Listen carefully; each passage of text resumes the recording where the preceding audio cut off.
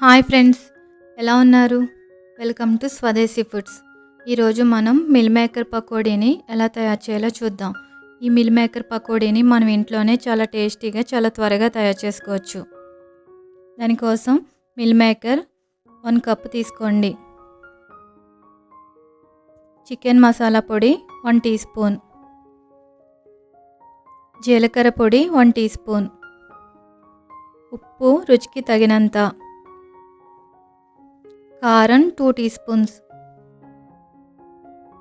పసుపు పావు tea spoon, food colour చిటికెడు తీసుకున్నాను మంచి కలర్ కోసం, శనగపిండి 2 టేబుల్ స్పూన్స్, వరిపిండి 2 టేబుల్ స్పూన్స్, అల్లం వెల్లుల్లి పేస్ట్ 1 టేబుల్ స్పూన్, సగం చెక్క నిమ్మకాయని తీసుకుని రసం పిండుకోవాలి, ఉల్లిపాయలు, పచ్చిమిర్చి, కరివేపాకు గార్నిష్ కోసం. ముందుగా స్టవ్ ఆన్ చేసుకుని ఒక బౌల్ పెట్టుకోండి. అందులో 1/2 లీటర్ వరకు వాటర్ పోసుకుని బాయిల్ చేసుకోవాలి. వాటర్ ఈ విధంగా బాయిల్ అవుతున్నప్పుడు అందులో 1/2 టీ స్పూన్ ఉప్పు వేసుకుని స్టవ్ ఆఫ్ చేసుకోండి. ఇప్పుడు ఇందులోనే మనం ముందుగా తీసుకున్న మిల్ మేకర్ని వేసుకొని ఒకసారి బాగా కలుపుకొని మూత పెట్టి 30 నిమిషాలు వాటర్లో నానబెట్టుకోవాలి. 30 నిమిషాల తర్వాత మూత ఓపెన్ చేసి ఒకసారి గరిటెతో కలుపుకొని చూడండి. ఇప్పుడు మిల్ మేకరు వాటర్ పీల్చుకుని ఈ విధంగా డబల్ సైజులో ఉబ్బి సాఫ్ట్గా అవుతాయి. ఇప్పుడు దీనిని 2-3 సార్లు వాటర్ పోసుకుని శుభ్రంగా కడగాలి. ఈ విధంగా కడగడం వల్ల మిల్ మేకర్లో ఉండే స్మెల్ అనేది పోతుంది. ఇప్పుడు దీనిలో ఉండే వాటర్ మొత్తాన్ని ఈ విధంగా గట్టిగా పిండుకోవాలి.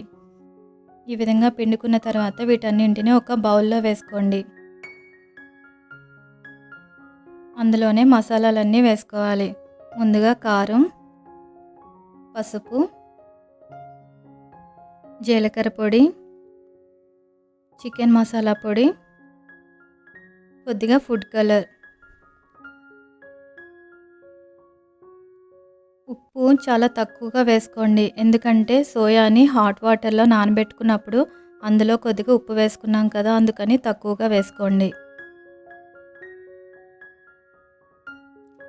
అందులోనే అల్లం వెల్లుల్లి పేస్టు, శనగపిండి, వరిపిండి, సగం చెక్క నిమ్మరసం పిండుకోవాలి. ఇప్పుడు ఇవన్నీ ఒకసారి బాగా కలుపుకోవాలి. ఈ విధంగా కలిపిన తర్వాత చివర్లో కొద్దిగా వాటర్ చిలకరించుకొని ఒకసారి బాగా కలుపుకొని మూత పెట్టి 15 నిమిషాలు పక్కన పెట్టుకోవాలి.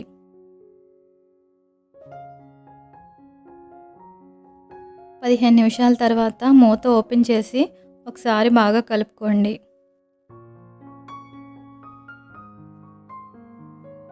ఇప్పుడు స్టవ్ ఆన్ చేసుకుని ఒక కడాయి పెట్టుకోవాలి. అందులో డీప్ ఫ్రైకి తగినంత ఆయిల్ పోసుకోవాలి.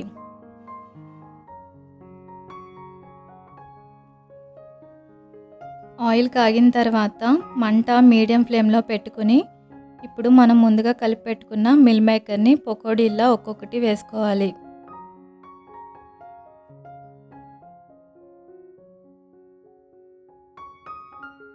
ఇప్పుడు ఇవి గోల్డెన్ కలర్ వచ్చేంత వరకు ఫ్రై చేసుకోండి.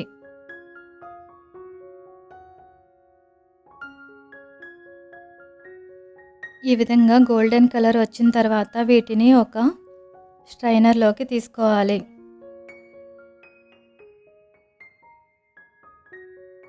ఇప్పుడు అదే కడాయిలో మనం ముందుగా కట్ చేసి పెట్టుకున్న పచ్చిమిర్చిని వేసుకోండి. ఇవి కొద్దిగా ఫ్రై అయిన తర్వాత అందులోనే కరివేపాకు కూడా వేసుకుని కొద్దిగా ఫ్రై చేసుకోండి. ఇవి ఈ విధంగా ఫ్రై అయిన తర్వాత వీటిని తీసి మిల్ మేకర్ పకోడీ మీద గార్నిష్ చేసుకోవాలి. అంతే, ఎంతో టేస్టీగా ఉండే మిల్ మేకర్ పకోడీ రెడీ అయిపోయింది. వీటిని వేడివేడిగా ఉన్నప్పుడే వీటి మీద కొద్దిగా నిమ్మరసం పిండుకుని తింటే చాలా క్రిస్పీగా చాలా టేస్టీగా ఉంటాయి. ఇది ఫ్రెండ్స్, మన వీడియో నచ్చిందా? నచ్చితే లైక్ చేయండి, షేర్ చేయండి, సబ్స్క్రైబ్ చేసి పక్కనే ఉన్న బెల్ ఐకాన్ క్లిక్ చేయండి.